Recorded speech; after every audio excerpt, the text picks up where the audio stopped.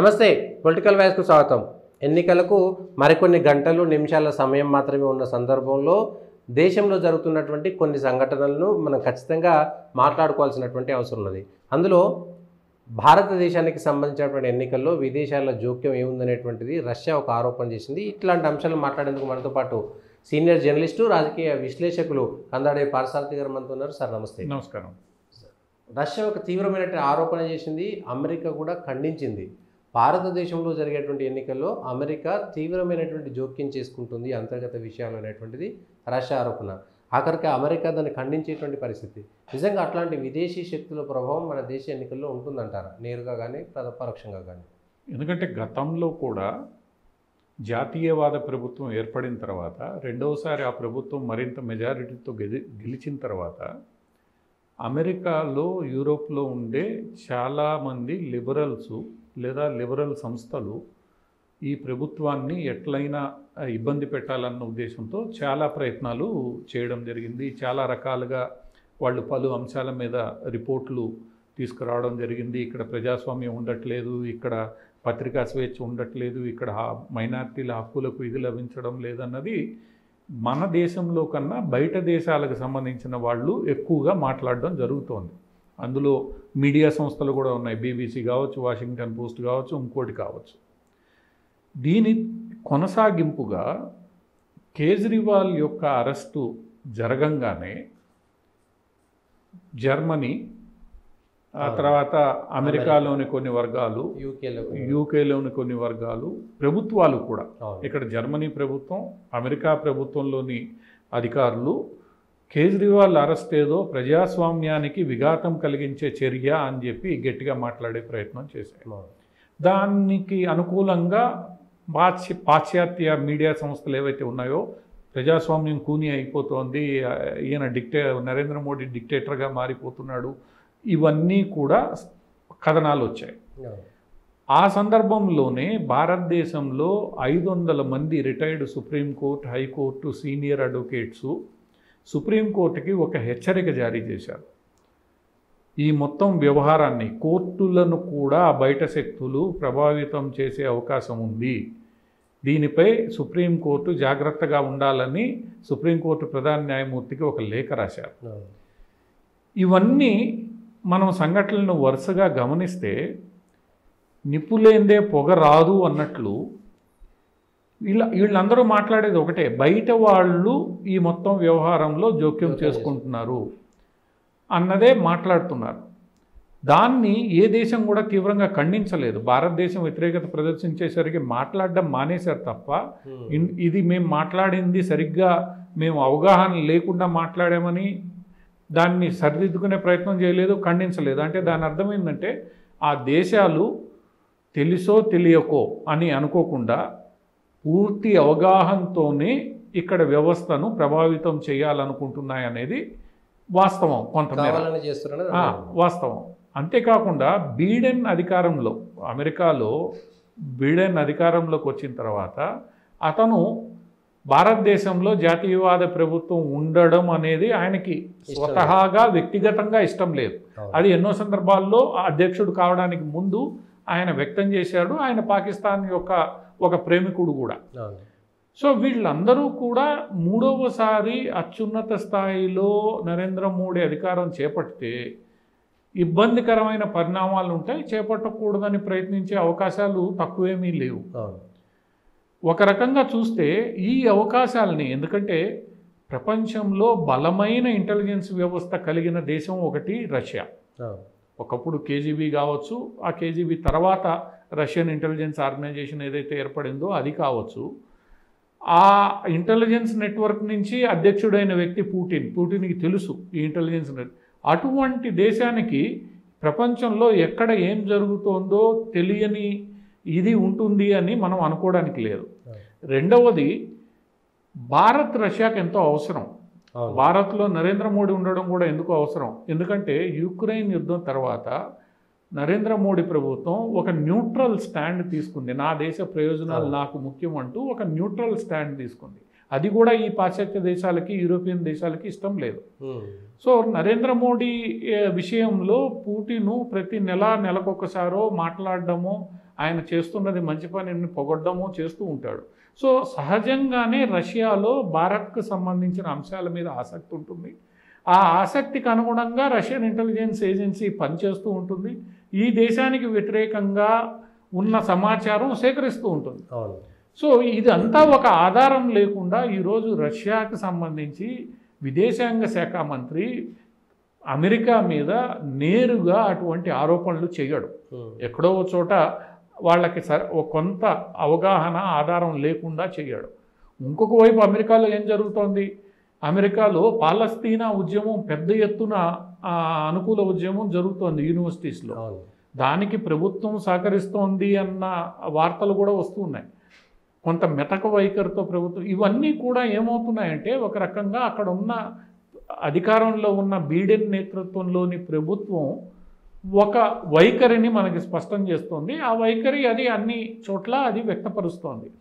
చైనాకు వ్యతిరేకంగా తప్పనిసరి పరిస్థితుల్లో బైడెన్ భారత్తో స్నేహం చేస్తున్నాడు తప్ప ఆయన ఏదో మనకి అంతకుముందు ఉన్న ట్రంప్ లాగా ప్రేమతో చేయట్లేదు. సో ఇవన్నీ మనం చూస్తే రష్యా విదేశాంగ అమెరికాలో జరిగే ఎన్నికల ప్రభావం కూడా కొంత రష్యా చెప్పిన మాటల్లో నిజం ఉండే అవకాశం లేదు. రష్యా ఎప్పుడైతే రష్యా విదేశాంగ శాఖ మంత్రి వ్యాఖ్యలు చేశారో దానికి 2 రోజుల తర్వాత దేశ చరిత్రలోనే లేని విధంగా ఒక రాజకీయ నాయకుడు ఎలక్షన్లలో క్యాంపెయిన్ చేసుకునే హక్కు ఉండాలి అని అంటూ సుప్రీంకోర్టు బెయిల్ ఇచ్చింది. ఇంతకుముందు ఎప్పుడూ లేదు. 75 దేశాల భారతదేశ చరిత్రలో సుప్రీంకోర్టు రాజ్యాంగం ప్రసాదించిన వ్యక్తిగత హక్కుల్ని కాపాడుతుంది.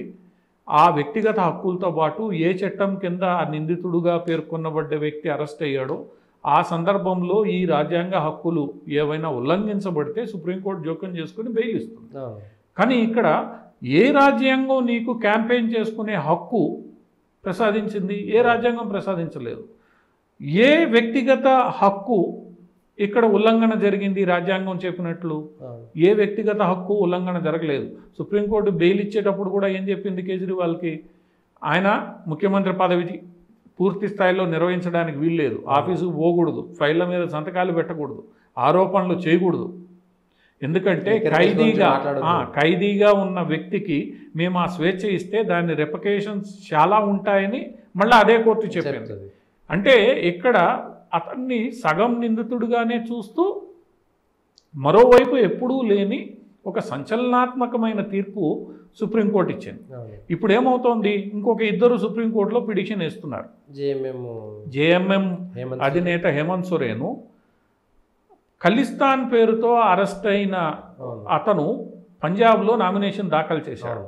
ఉగ్రవాది అమర్పాల్ సింగ్ దాఖలు చేశాడు. ఇప్పుడు ఆయన కూడా బెయిల్ అడుగుతున్నాడు. నాకు కూడా ప్రచారం కల్పించే హక్కు ఇవ్వండి, నన్ను కూడా రాజకీయ కారణాలతోనే అరెస్ట్ చేశారు, సో నన్ను కూడా అక్కడ ప్రజాస్వామ్యయుతంగా జరగాల్సిన దీంట్లో పాల్గొనకుండా చేస్తున్నారు. సో ఇప్పుడు సుప్రీంకోర్టు వీటన్నిటికి కూడా సమాధానాలు చెప్పుకోవాలి. అంటే ఇక్కడ అంత అత్యున్నత స్థాయి న్యాయస్థానం ఏంటి, ఇంకా జైల్లో ఉండి పోటీ చేసే వాళ్ళు చాలా మంది ఉన్నారు. మరి వాళ్ళందరూ కూడా ప్రచారం చేసుకునేటువంటి హక్కు ఇవ్వాల్సిందే. ఇప్పుడు మనకి అసెంబ్లీ రౌడీ అని ఒక సినిమా వచ్చిందండి మోహన్ బాబు. దీంట్లో అసెంబ్లీ రౌడీ సినిమాలో ఆయన జైలుకి వెళ్ళి ప్రచారం చేస్తాడు, విలన్కి వ్యతిరేకంగా గెలుస్తాడు. గెలిచిన తర్వాత జడ్జి తీర్పిస్తాడన్నమాట. ప్రజలు ఈయన తప్పు లేదని నమ్మి ఆయనకి బ్రహ్మరథం పట్టారు కాబట్టి ఈయన్ని నిర్దోషిగా నేను విడుదల చేస్తున్నానని చెప్పింది, విచారణ లేకుండా. రేపు ఒకవేళ అరవింద్ కేజ్రీవాల్ ఢిల్లీలో పంజాబ్లో ఎక్కువ శాతం పార్లమెంట్ సీట్లు గెలిచారనుకోండి, రేపు సుప్రీంకోర్టు ఇదే చెప్తుందా? ఈ చట్టాలన్నీ పక్కన పెట్టేస్తాం, ప్రజాస్వామ్యంలో ప్రజల తీర్పే శిరోధార్యం, సో ప్రజలు ఆయన నిర్దోషినని నమ్మి ఆయనకి ఓట్లు కట్టబెట్టారు, అసెంబ్లీ రౌడీలో తీర్పిచ్చినట్లు రేపు సుప్రీంకోర్టు తీర్పిస్తుందండి.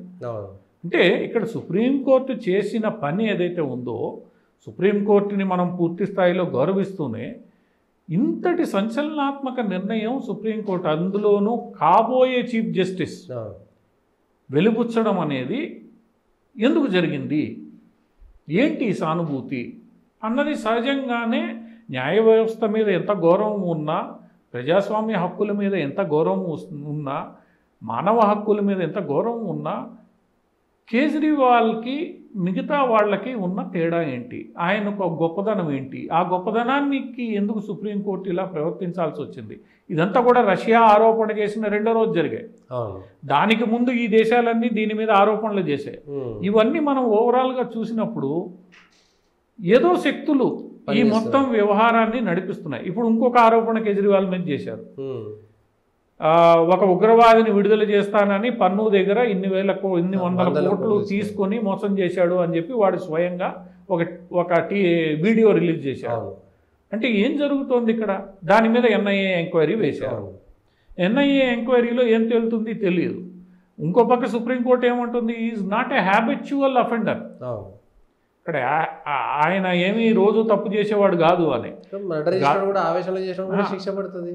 అంటే ఇక్కడ ఈ స్థాయిలో వ్యవస్థలు ప్రభావితం చేయబడుతున్నాయి ఒక వ్యక్తి కోసం అంటే అది కేవలం అంతర్గతంగా ఉండే ఇది కాదు.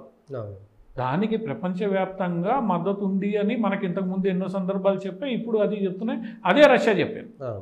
ఇప్పుడు అది కాదు అని నిరూపించుకోవాల్సిన బాధ్యత ఎవరి మీద ఉంటుంది? అది కేజ్రీవాల్ మీద ఉంటుంది, సుప్రీంకోర్టు మీద ఉంటుంది, మిగతా వాళ్ళ మీద ఉంటుంది. రేపు ఒకవేళ కేజ్రీవాల్ దోషిని నిర్ధారణ అయితే ఇదే సంజీవ్ ఖన్నా రేపు ఇదే ప్రెసిడెంట్గా ఇట్లాంటి తీర్పులు ఇవ్వగలుగుతాడా? భవిష్యత్తును కూడా వీళ్ళు ఊహించుకోవాలి. నువ్వు ఒక పక్క కవితకి కనీసం బెయిల్ ఇవ్వడానికి కూడా మీరు నిరాకరిస్తున్నారు, ఎందుకంటే ఆధారాలు బలంగా ఉన్నాయి. మరి ఆ డబ్బు ఎక్కడికి చేరింది? ఆప్కి చేరింది. ఆప్ ఎవరు నడుపుతున్నారు? ఏకంగా ఆమ్ ఆద్మీ పార్టీ మీదనే ఛార్జ్ షీట్ మరి ఆపు నడిపేది ఎవరు? ఆపుకి బాధ్యత ఎవరు? ట్రెజరర్ అని రాస్తారా? ఇప్పుడు డబ్బుల నిర్వహణ నాది కాదు, మా ట్రెజరర్ది, ట్రెజరర్ని అరెస్ట్ చేసుకోండి అని రాసిస్తాడా కేజ్రీవాల్? కుదరదు కదా. అంటే ఇదంతా కూడా ఎన్నో శక్తులు. సో కొంత రష్యా ఆరోపణలకి మనం అన్నీ పరిశీలిస్తే ఆరోపణలు నిజమేమో అన్న ఒక అనుమానం మనకు కలుగుతుంది. ఒక దేశము అంత స్పష్టంగా ఒక ఆరోపణ చేసిందంటే అందులో వాస్తవం కొంత లేకపోతే చేయదు కదా. ఇదేదో నరేంద్ర మోడీకి లబ్ధి చేకూర్చాలని చేసే పని కాదు కదా. పుటిన్కి ఎంత అభిమానం ఉన్నా ఇంత స్పష్టంగా చెప్పాల్సిన అవసరం లేదు. అది కూడా అమెరికా మీద ఆయన ఆరోపణ చేశాడు. అమెరికా వెంటనే ఖండించుకోవాల్సిన పరిస్థితి ఏర్పడింది. కాదని ఇప్పుడు మొన్న అరవింద్ కేజ్రీవాల్ మీద మాట్లాడినప్పుడు ఇలా ఎందుకు ఖండించలేదు? అంతే. ఖండించకపోతే అప్పటికే ఉన్న అనుమానాలు పూర్తిగా నిజమైపోతాయన్న భయం అమెరికాలో వచ్చింది. సో ఇవన్నీ మనం చూస్తే ఉండొచ్చు అన్న సందేహమే అందరికీ వస్తుంది తప్ప ఎక్కడా లేకుండా ఇదేదో నిష్పక్షపాతంగా భారతదేశ అంతర్గత వ్యవహారంగా నడిచిపోతోంది. ఈ ఎన్నికల్లో వీళ్ళందరూ మాట్లాడుతుంది, ప్రతిసారి ఆయన మాట్లాడతాడు, ఎవరు? పిట్రోడా మాట్లాడతాడు. పిట్రోడా వెనకాల ఎవరెవరు ఉన్నారో అందరికీ తెలుసు. రాహుల్ గాంధీ ఏం మాట్లాడుతున్నాడు అన్న విషయాలన్నీ మనకు తెలుసు. ఎంతసేపు పాకిస్తాన్ మీద ప్రేమ చూపిస్తారు వీళ్ళు. అంటే ఏం జరుగుతోంది అన్నది మనం ప్రజలు కూడా నిర్ణయించుకుంటారు. అయితే అనుమానాలు జరుగుతున్న పరిణామాలను చూస్తే నిజమేమో అన్న ఒక అభిప్రాయం మనందరికీ కలుగుతుంది.